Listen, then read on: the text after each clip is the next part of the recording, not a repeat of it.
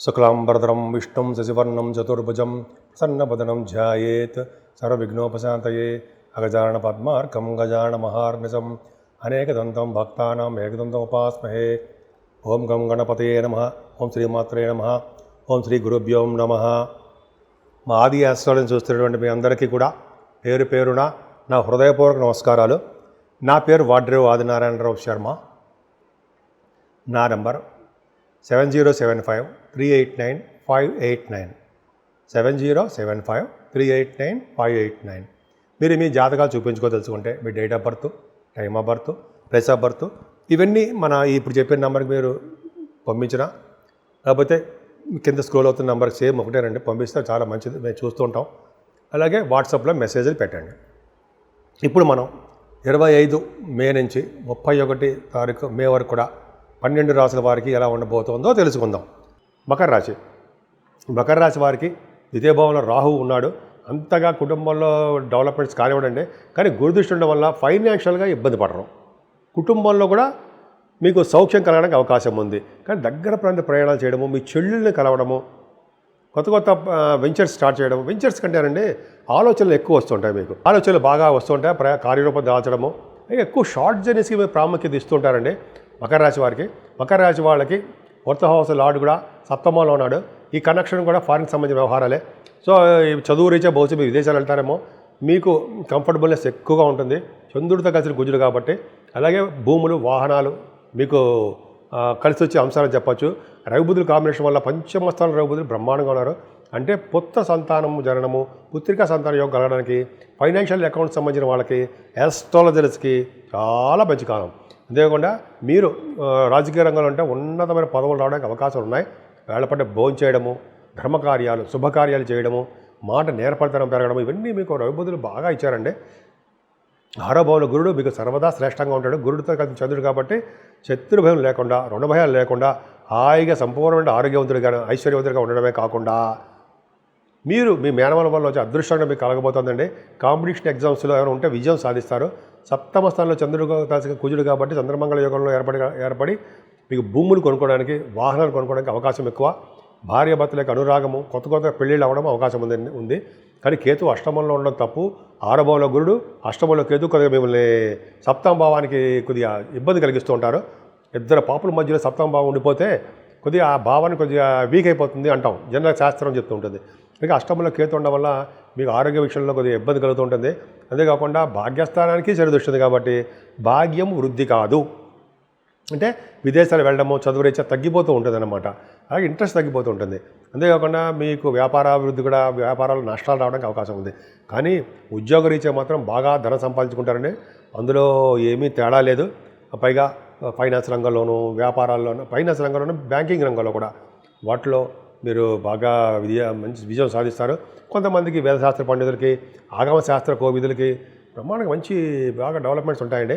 అలాగే 12వ భావన కూడా మీకు గురుదృష్టి ఉండడం వల్ల కొద్దిగా ధనం ఖర్చు అయినప్పటికీ మీ సన్మానాలు మాత్రం బాగా జరుగుతాయి. ముఖ్యంగా రావుకేతుల మధ్యలో ప్లానెట్స్ అన్ని ఉండిపోయాయి కాబట్టి, కుజుడు కూడా ఉండిపోయాడు కాబట్టి సర్పదోషం కాబట్టి కాళహస్తిలో పూజ చేయించుకోవడము, మంగళవారం రావుకేతులు పూజ చేయించుకోవడము, అమ్మవారి పూజలు చేయించుకోవడం వల్ల, సుబ్రహ్మణ్య స్వామికి నిరంతరము మంగళవారం పూజ చేయించుకోవడం వల్ల సర్పాల వల్ల దోషాలు కలగడమే కాకుండా మీకు అన్ని రంగాల్లో ముందంజలో ఉండడానికి అవకాశాలు ఎక్కువగా ఉంటాయి.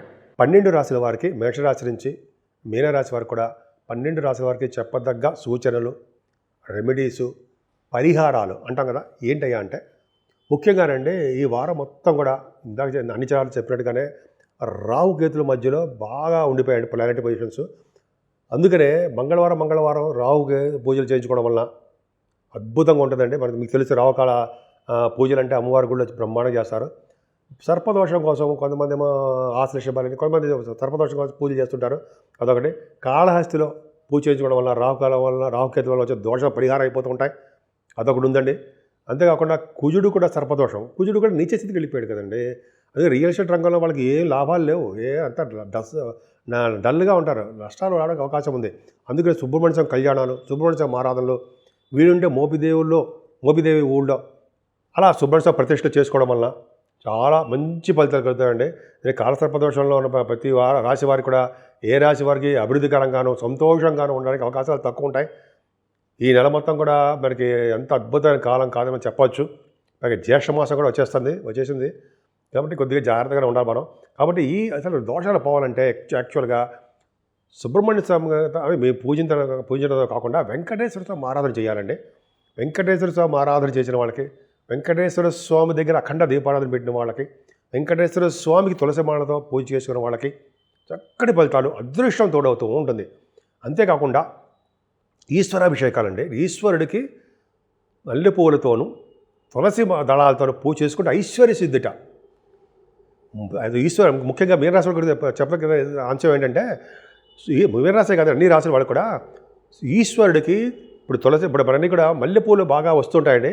మల్లె పువ్వులతోటి అష్టోత్తరాలు కానీ శతనామాలు కానీ ఆయనకి అభిషేక అనంతరము పూజ చేసుకుంటే, మల్లె పువ్వులతో పూజ చేసుకుంటే వాళ్ళు భార్య భర్తలు అనురాగ దాంపత్య జీవితం ఒకళ్ళొకరు వదిలిపెట్టి ఉండరు.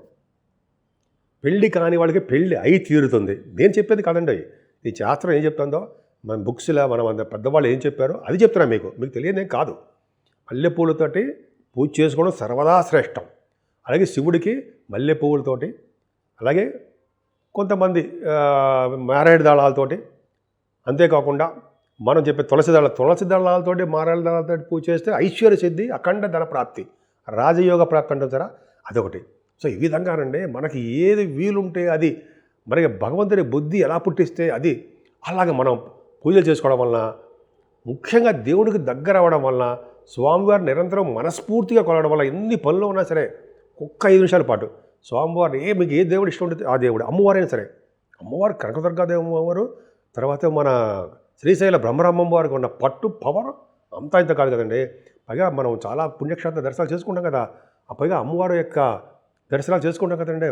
అలా చేసుకోవడం వలన శక్తిపీఠాలు ఉంటారు, అమ్మవారి శక్తిపీఠాలు, అలా దర్శనాలు చేసుకోవడం వలన ముఖ్యంగా అమ్మవారి యొక్క కృపా కటాక్షాలు ఉంటే ఈ గ్రహాల వల్ల దోషాలు ఏమైనా ఉంటాయంటారా? ఏమి ఉండవు. అన్ని రంగాల్లో మనం ముందంజలో ఉండము.